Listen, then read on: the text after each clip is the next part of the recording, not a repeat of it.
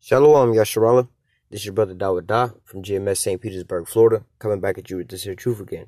First and foremost, I want to give all praise unto YAHAWAH, BAHASHIM, YAHAWASHI, BAHASHIM, Rakah Kudash. Double honors to the apostles and elders of great MILLSTONE who taught us this truth and that rule well. And salutation and much love for you, Akim, pushing this truth and sincerity on the four corners of the earth and enduring afflictions to feed and edify the elect. I don't want to jump into this here lesson, as far as just, doing some reading and stuff like that, conversating with brothers, speaking on this King David spirit, and as we look at the task at hand, we have a great task at hand before us, and just like the scriptures say, the things that was written aforetime was written for our learning and our understanding, and it could also comfort us. And so we're going to take a look at this here story about David and Goliath, all right, and use that as a comparison to till today, being David being the house of David, all right, and Goliath being this Goliath-ass Edomite demonic ass system that he trying to come down on us with. All right, this devil in his great wrath. All right, so I'm gonna pick around in here a little bit, and then I'm gonna jump down a little bit. Let me see. Let me start at verse 4. 1 Samuel 17:4. All right, it says, and there went out a champion out of the camp of the Philistines. So first and foremost, he wasn't just a soldier. All right, he was a champion named Goliath of Gath, whose height was 6 cubits and a span. So, I mean, and they, basically he a giant compared to the Israelites. All right, and he had a helmet of brass. All right, and upon his head, and he was armed with the coat of mail, and the weight of the coat was 5,000 shekels of brass. So, if you can understand those chain link, or how they had those little armors that be like mesh chain or whatever, whatnot. Homeboy had that, but made out of brass in the helmet. All right, and he had greaves on the brass upon his legs and a target of brass between his shoulders. All right, so homeboy was basically in a whole suit of armor. All right, and the staff of his spear was like a weaver's beam, and his spearhead weighed 600 shekels of iron, and one bearing a shield went before him. So homeboy was this big ass giant, and he had another dude walking in front of him with just a damn shield. All right, you know how you think back to those movies like Troy, they had the little or 300, they had the dude holding his own shield and then his sword, fighting homeboy. This big ass giant had this big ass spear with his ass, and he had a whole nother dude walking in front of him with his damn armor. All right, just like these damn Edomites, just like into today. Not only is homeboy big, what I'm saying, not only is he a soldier, he a champion or an elite of soldiers. All right, just like these Edomites today, not only is it a military, it's the top military, and not only is homeboy decked out in all brass, all right, he got his shit, well connected, well armored and everything like that. Homeboy is just huge. All right,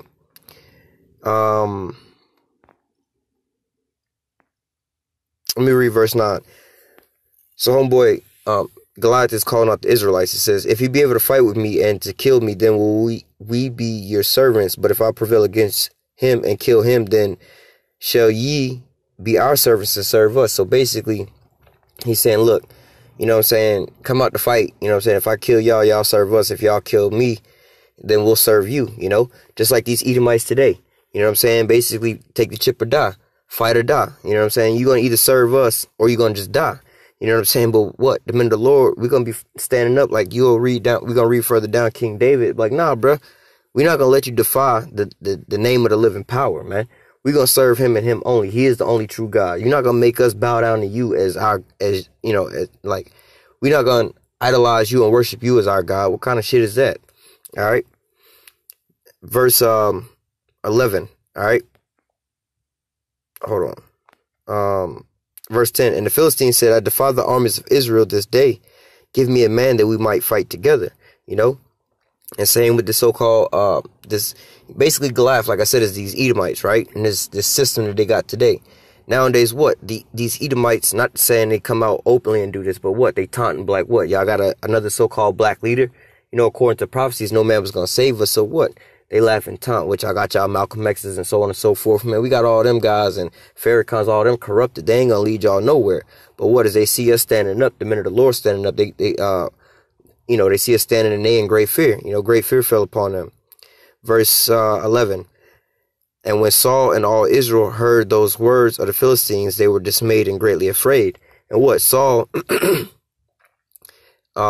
representing in this scenario what? In modern day today, our so-called black leaders. You know, not in this truth, but just our so-called black leaders that we have, all right? And all Israel is representing what? The 2/3 of our damn people who follow after those damn coons, all right? But what? They was dismayed and greatly afraid. And that's, you know, when you actually take an opposition look at the so-called white man and you know, the so-called war, all right? You know what I'm saying? That's what they're afraid of, you know? And you know, in reality, they should be afraid. Anybody should be greatly afraid to fight against the so-called white man, because that nigga got that's his blessing. His blessing is the sword. You're not fucking with him on that level, all right? Just like a lion in the field, you're not fucking with the lion in his territory. You know what I'm saying? A lion is the king of the jungle, but you bring his ass into the water with the sharks, them sharks gonna eat his ass for dinner, all right? So the so-called white man, you're not fucking with him with his sword, all right? It's no way against it, all right? You can't do nothing against it. As long as he on top of you with that sword, you can't do nothing, right? However, you know, and that's the same person in their right mind. So, you know, the men of the Lord, all right, we smart enough to realize that first and foremost. And these 2/3, you know, not to say just the 2/3, but the so-called 2/3, the group of the 2/3, just wise enough to know that they're the so-called race war. And they got so-called black leaders that, you know, represent them. And these so-called black leaders are standing up for, you know, who do these people are? Like Umar Johnsons and these other motherfuckers like that, right? These people who stand up for that. These people wise enough as well to know that you can't fight the so-called white man. But what's the difference between us and them? We know that our faith and our trust is not in any kind of, in our own arm or in the reed of Egypt. Our trust is in YAHAWASHI. All right, our trust is in the power and the glory of the Most High and His Son. All right, in these words. All right. So going back to 11, like I'm saying, I'm painting a picture of everything is representations of things that represent today.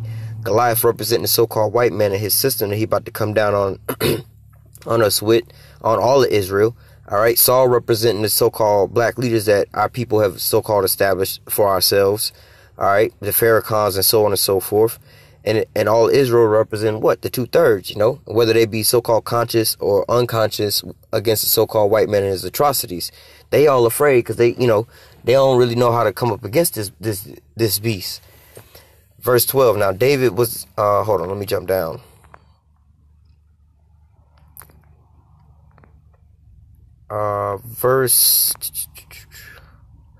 David was basically being sent out to bring his brothers some food, but this was all through the spirit.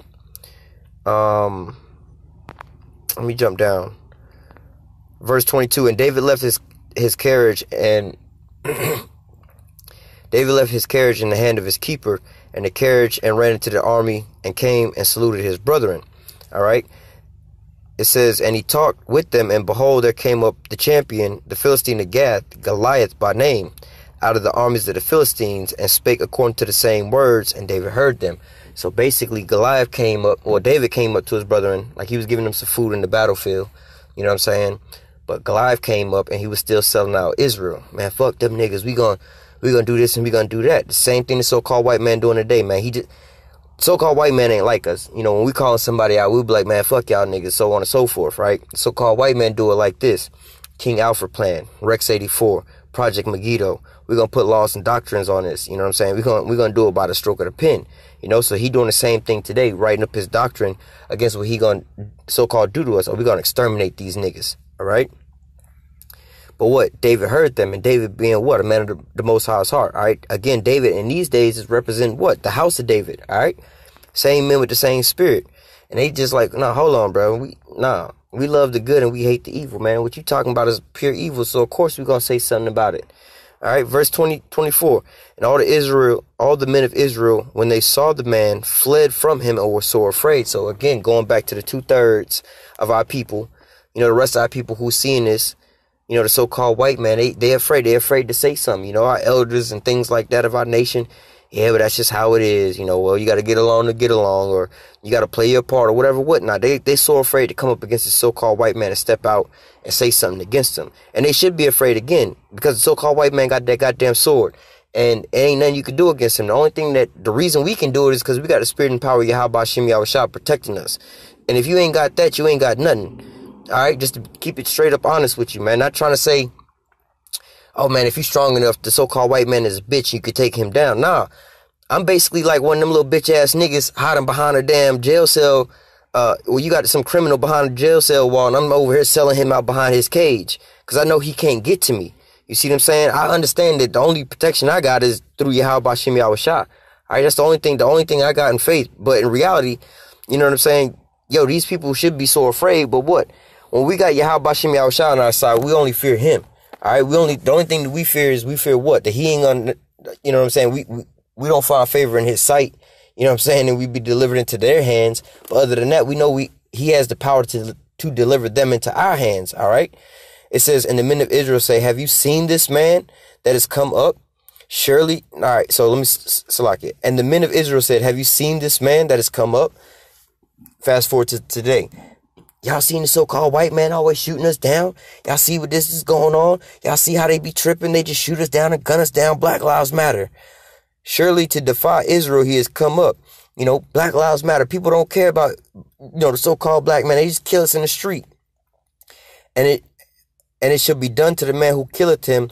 The king will enrich him, and great riches will be given to him, his daughter, and make his father's house free in Israel. And that was the promise that was made, the decree that was made out to basically the hit that was put on Goliath's head. That was the price on Goliath's head, And David spake to the men that stood by him, saying, and this is a first sign that this is a so-called black man. This is how Jake get down, when they got a reward, like some money, some bitches and shit like that. Oh, we down for some shit like that. And David spake to the men that stood by him, saying, what shall be done to the man that killed this Philistine and taketh away the reproach from Israel? Who is this uncircumcised Philistine that he should defy the armies of the living power? All right. You know what I'm saying? Let me go back. When he said, what shall be done to this man that killed the Philistine? Man, what's the payoff? What the lick read? Bro, we all in for that, That's Jake talk. But, even more spiritual righteous man, looking at the characteristics of David, first and foremost, he thinking about the Most High. He like, hold up, who is this nigga talking shit about the Most High? I mean, the armies are scared, but fuck that nigga. We got a living power, bro. We not worshiping no little, we not protecting and bigging up some piece of carved out wood, bro. We got the power that split the Red Sea and delivered the children of Israel on dry ground. What? King David kept the Most High spiritually as the apple of his eye. You know what I'm saying? And all his calamities and all the things he went through. All right. He saw the Most High first and what the Most High could do for him. Not his calamities, it's the calamities first. All right. It says, for who is this uncircumcised Philistine that he should defy the armies of the living power of the Most High? All right. Carnally, David seen in this man was not only, first of all, David, again, is still just this little small little motherfucker, right? That's out there working in the sheepfold. He not even in the army, right? He not even in the military at this point in time, all right?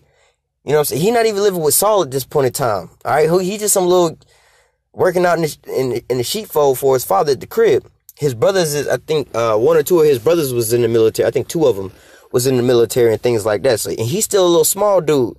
And he coming up, not only talking to another army man from the other side, another soldier from the other side, he talking to a champion. Not just a champion, a fucking giant that's coming out like, yo, dog, if y'all kill me, I'll be y'all slaves. That's how confident I am.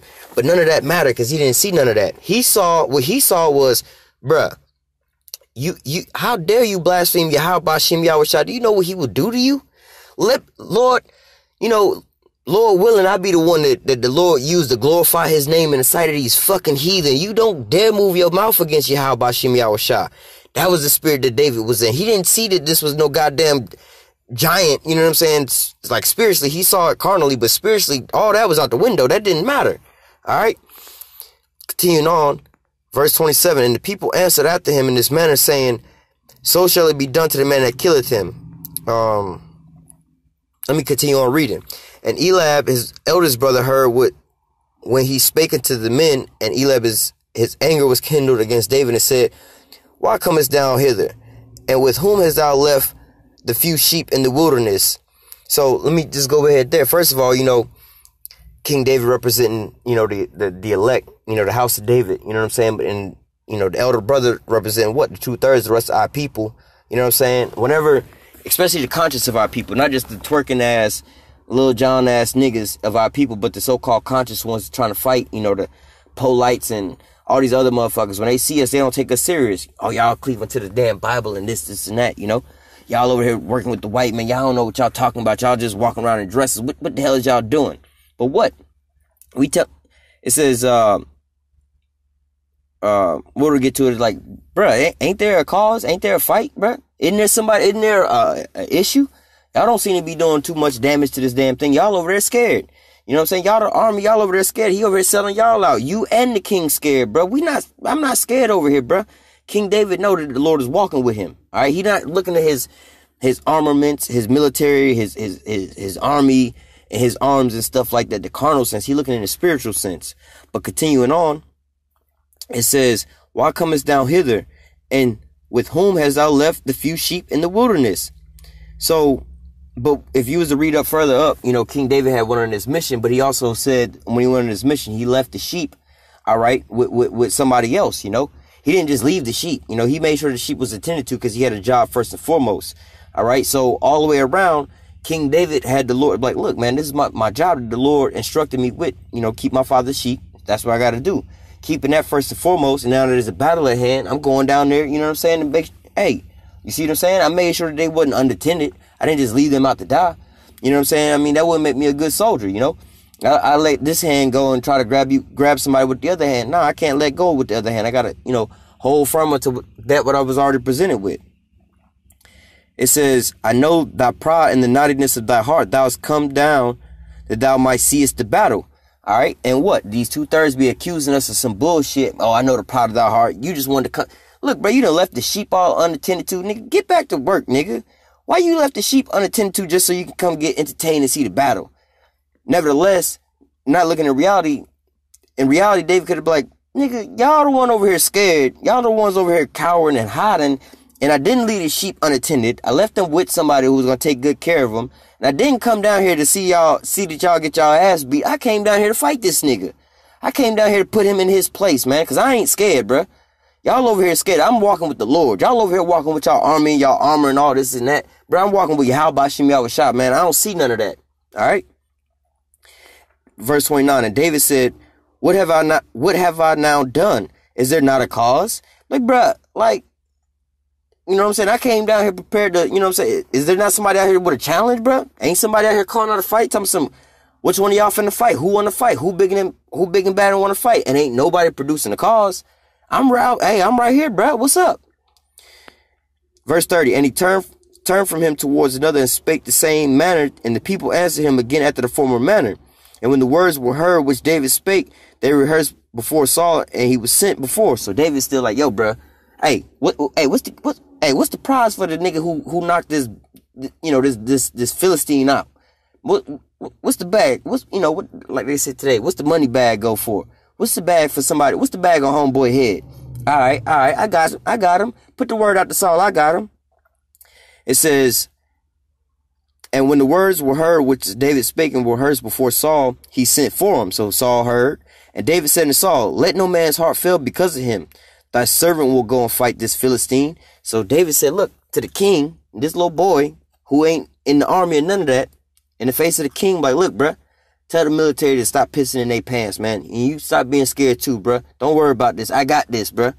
I know what's going on. I got this. You know what I'm saying? In the carnal sense, they like, man, what the fuck is going on here? You got this little nigga, like, you can't even hold a sword, bruh. And you talking about going to go fight. Yeah, but I got the heart, though. Y'all ain't got heart. That's what y'all missing. And you know what? You know, heart representing that faith. Y'all lacking faith. Y'all don't have that faith inside of y'all. That's what y'all lacking. All right. And Saul said unto David, thou art not able to go and fight against this Philistine to fight him, for thou art but a youth, and he a man of war from his youth. All right. Showing the carnal comparison. All right. Looking on the outwardly. And David said unto Saul, thy servant. So, and that's just like us in the same time. Y'all can't go up here and debate the so-called white man and fight the so-called white man and his military and these Jews and these establishments, these professors. Y'all just some niggas. Most of y'all might or might not have a high school diploma. Y'all some plumbers and janitors and warehouse workers. Y'all ain't no serious ass niggas, but no. Y'all lacking. Y'all forgetting the most important part, bruh. YAHAWASHI is blessed us with his spirit and he's supping with us, bruh. He the one giving us this information. We his mouthpiece. We not speaking our own words. We speaking his words. We're not looking at a carnal fight, bro. We're looking at the spiritual fight, man. Verse 34, looking back on our experience that the Most High is grooming us through, all right? Verse 34, and David said unto Saul, thy servant kept his father's sheep, and there came a lion and a bear and took the lamb out of the flock. So he just looking at a regular, simple-ass carnal experience in his bullshit-ass job, watching over the sheep, right? And that's some, working in a warehouse.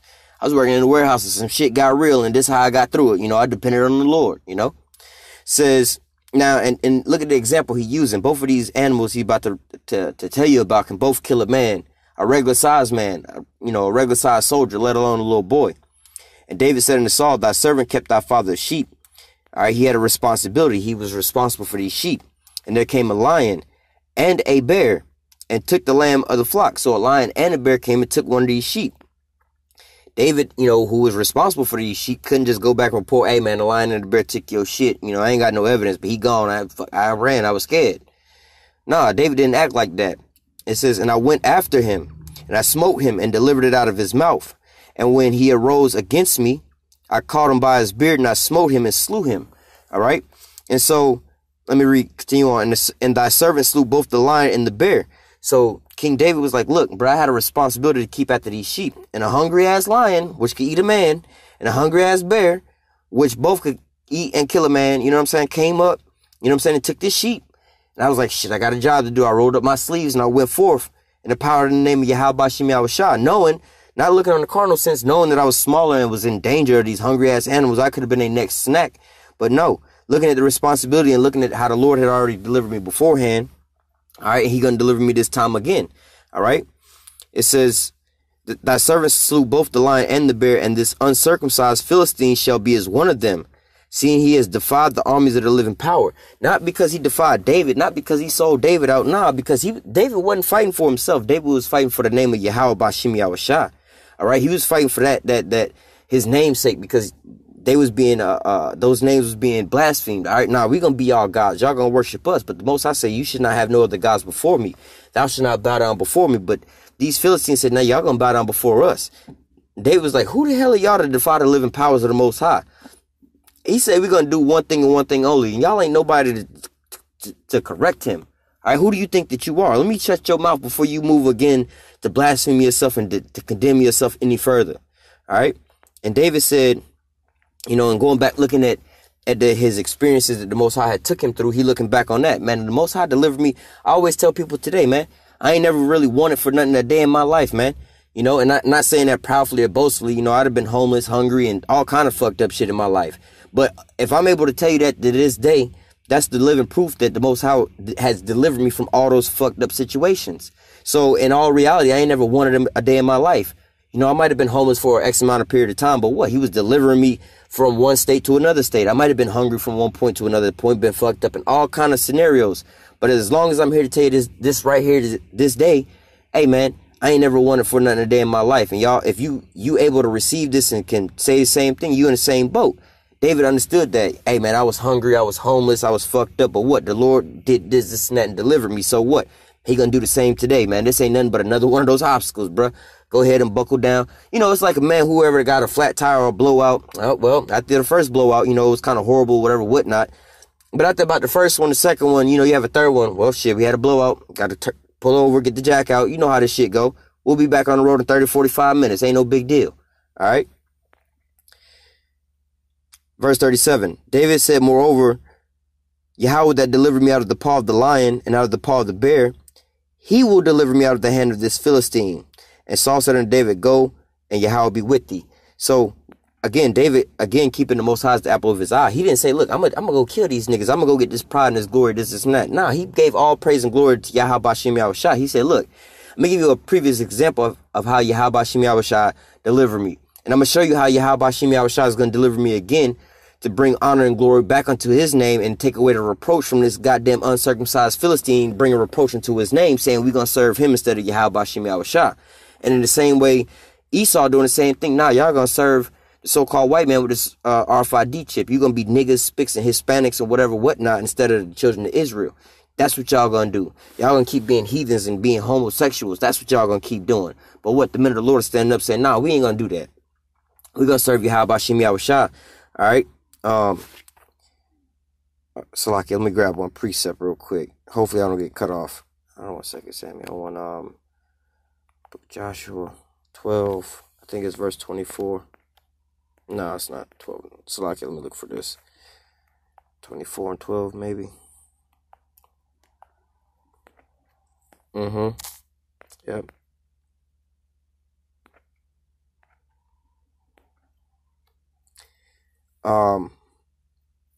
This is Joshua 24 and 14. Now therefore fear Yahweh and serve him in sincerity and in truth. Put away the gods which your father served on the other side of the flood and in Egypt, and serve Yahweh. If it seem evil unto you to serve Yahweh, choose you this day whom you will serve. All right. Whether the gods of which your father served that were on the other side of the flood, or the gods of the Amorites in the lands whom you dwell. But as for me and my house, we will serve Yahweh. Because looking back, like in that example right there that was given, looking back, you have scenarios where the Lord had delivered us into the lands of these these heathen for going off. All right, the Lord had already done wonders for us. So looking back at our previous examples, we already, we have an example to walk by, more or less to say. Let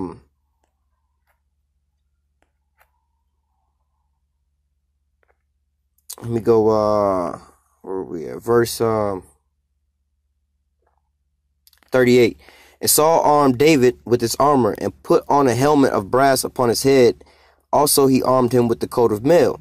And David girded his sword upon his armor, and he essayed to go, for he had not proven it. And David said unto Saul, can I go with thee, for I have not proven them? And David put them off. So you got to put this in perspective. Saul was a big ass dude, right? First of all, Saul was a big ass dude. He had this big ass javelin, and when he used to get mad at David, once David moved into the palace with him, he would throw at certain people and stuff like that, like David. And he would actually catch people by the back of their clothes, and it would hang their ass up on the wall. So you got to imagine the type of weight of a type of javelin that would be able to hold a grown-ass man up by his clothing, basically, Big-ass dude would be able to bear that. So David, as a young kid, nowhere in comparison to the size of Saul at this point in time. Saul put all this armor on top of him, and everything all big for him. The armor too big for him, the sword too big for him. He can't even swing the sword because he don't know how to use it.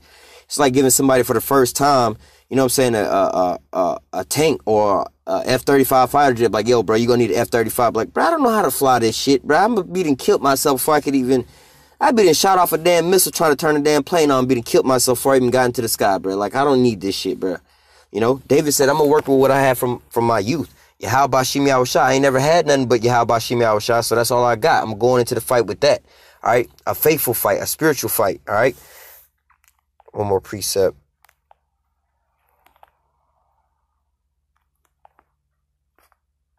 This is Ephesians 6 and 12. 6 and 12. For we wrestle not against flesh and blood, but against principality. Salakia. For we wrestle not against flesh and blood. That's what King David saw. I don't see this big ass giant. I don't see him as no big ass.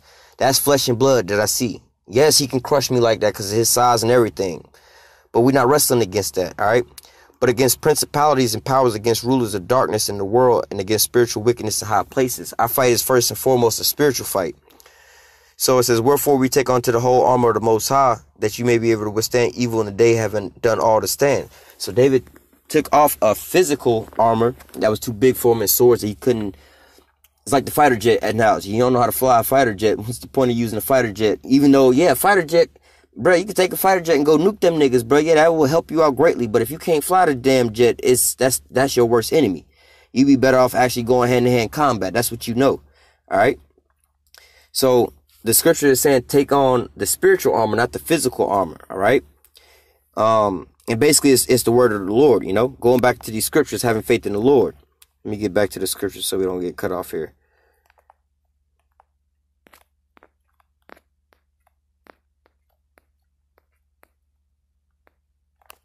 Verse 40. And he took off his staff in his hand and chose him 5 smooth stones out of the brook and put them in a shepherd's bag, which he had, even in a script, and a sling was in his hand, and he drew near the Philistine. So David, normally had his little sling, his bow and arrow, whatever you want to say, or not bow and arrow, his little slingshot, whatever you want to say.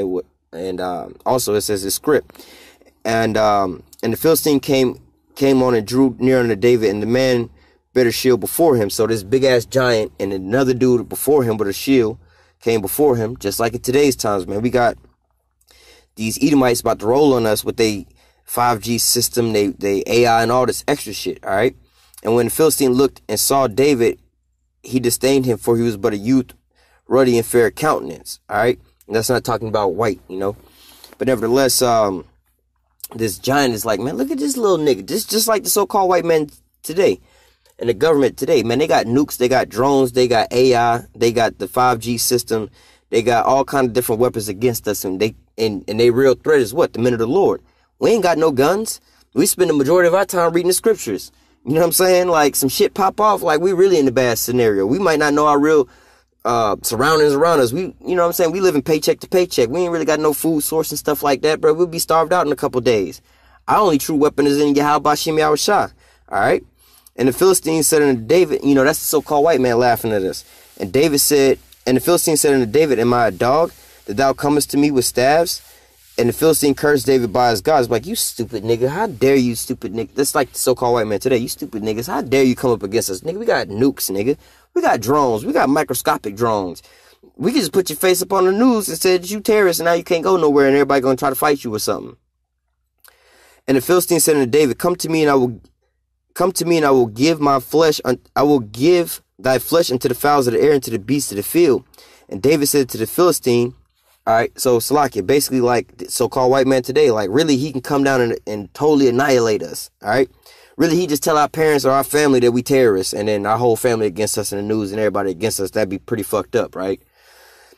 Verse 45, then David said unto the Philistine, thou comest to me with a sword and a spear and with the shield, and I come to thee in the name of Yahweh Ba'ashem Yahushua of hosts, the power of the armies of Israel whom thou defilest. And that's us today, standing in great boldness in the face of those who afflict us with what? These scriptures in the name of Yahweh Ba'ashem Yahushua, man. We coming and defying these damn Edomites, you know. We not hiding none of this shit, man. This on the internet, man. They got us, they know our message, man. They know that we telling them, look, man, it's going to be death to America, man. Donald Trump and all y'all motherfuckers, y'all not going to be sitting on top. These Edomites not going to be sitting on top for very long, man. We ain't got the power to do nothing against y'all. Yeah, you're right. Yeah, y'all can exterminate us a million times on over. But what? We got Yahweh Ba'ashem Yahushua on our side and his word. All right, and his word talking about the Medes and them Russians and everybody else. They're going to nuke the fuck out of y'all niggas. So what? We not tripping, bruh. We not looking at no carnal fight. Yeah, in the carnal fight, y'all got us. Y'all got all the technology to overdo us a billion times over. The whole planet for that sake. But what? We looking at this as a spiritual fight. We got a power that's the creator of the heavens and the earth that's about to send his son and a whole host of angels and everything else to come devour your ass. We not worried about that, all right? It says, verse 46, this day Yahweh delivered thee in my hand, and I will smite thee and take thy head from thee, and I will give thy carcass of the host of the Philistines this day unto the fowls of the air and to the wild beasts of the earth, that the earth may know that there is a power in Israel. So David not speaking proudly or boldly upon his own self, but exalting the name of Yahweh Ba'ashem Yahushua, showing you what Yahweh. It says, this day Yahweh delivered thee into my hand. Not this day will I fuck you niggas up. That's taking power and glory in your own hand. Nah, this day Yahweh destroyed your ass. Yahweh delivered you into my hand. This day Yahweh Ba'ashem Yahushua has brought you Edomites down to the ground, man. This day has he exacted judgment on you people, man. All right, this is the spirit that we need to be in, because this is the fight that we got at hand, man. Not what we're going to do in our own power and our own might and our own glory, where we're going to raise up our own black community, our own black armies, our own black guns, and fight the so-called white man. Nah, man, we can't fight him with his sword. We ain't no match with him, because like in this scenario, we ain't nothing but a small little child compared to this big ass giant that's got another person in front of him with a shield in front of him. You know what I'm saying? Not only are we fighting the so-called white man, but we fighting his military and all these other nations against us, and all these different elements that he got with his sword. All right, we ain't no comparison to him. But what? Well, Yahweh Ba'ashem Yahushua, hey man, we got him in a trick bag, man. All right, or Yahweh Ba'ashem Yahushua got him in a trick bag. Verse 47. And all this assembly shall know that Yahweh saveth not with sword and spear, for the battle is Yahweh's, and will give you unto our hands.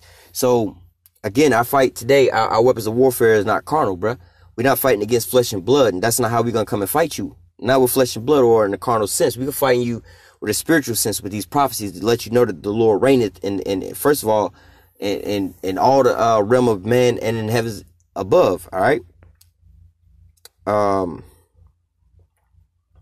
Let me see. Let me just continue on down. let me just read this and we're going to finish up. It says, and it came to pass when the Philistine arose and there drew nigh to meet David, that David hastened and ran towards the army to meet the Philistine. And David put his hand in his bag and took thence a stone and slang it, and smote the Philistine in his forehead, and sunk it into his forehead, and he fell upon the face of the earth. So David prevailed over the Philistine with a sling and a stone, and smote the Philistine and slew him. But there was no sword in the hand of David. Therefore David ran and stood upon the Philistine, and took his sword, and drew it out of the sleeve thereof, and slew him, and cut off his head therewith.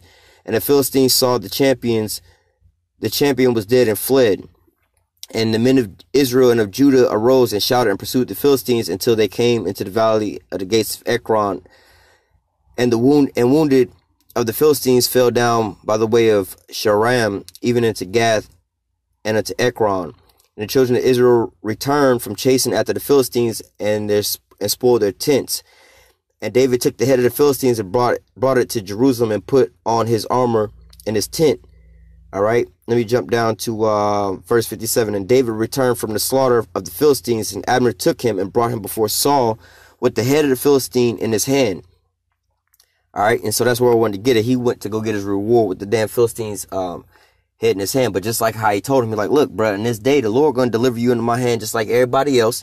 I'm going to take your damn head up off your head. But what it said, David killed his ass, all right, with a small little stone. He didn't even have to put his hands on him, really. Like, he knocked him down and stunned him with the stone. He didn't really have to, you know what I'm saying, to do all that with his hands upon him. He got him kind of from a little small distance, you know.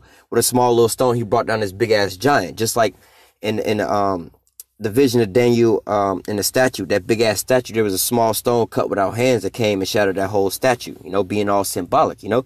Same way with the same thing, man. We're going to wind up smashing this big-ass giant, all right, with a stone that's cut without hands, being YAHAWASHI, having that faith in him. He going to raise us up to the prey. The Lord going to put his spirit onto us, and we're going to follow after his will, and we're going to wind up taking this here kingdom, man. So we don't have to sit here and worry about it. Yeah, this is a big-ass giant that we got to fight, you know, that we face in this day. And there's no way possible that we can, physically possible that we can fight this damn giant Edomite, you know. But what? The Lord is going to deliver him into our hand, you know. We're going to go and collect the kingdom of heaven by taking the crowns off the heads of these kings. And just like in this example, what? We came to cash in to get our bounty, walking around with we're going to be walking with the damn Edomite's head in our hand, you know. Now, who else want to, you know, what other Edomite want to negotiate with us? We got the rest of your Edomite brothers' heads right here with their crowns on them now. Like, who the king of who? We got their crown right here with their head still attached to it, bro. We taking yours next, you know. So with that, Lord willing, this here was edifying to the elect. You know, Lord willing, I was giving you a little motivation, you know, in case you looking at this damn giant that we facing. But what? The Lord, hey, he did it a fourth time. He going to do it again, man. Lord, when I was edifying to the elect, until next time I say, call halal Yahawah, Bahashim, Yahawashi, Bahashim, Rakak Wadash. Double honors to the apostles and the elders of great millstone that taught us this truth from that rule well. And salutation, much love for your arcane pushing this truth and sincerity in the four corners of the earth and enduring afflictions to feed and edify the elect. Until next time I say, stay strong. Shalom.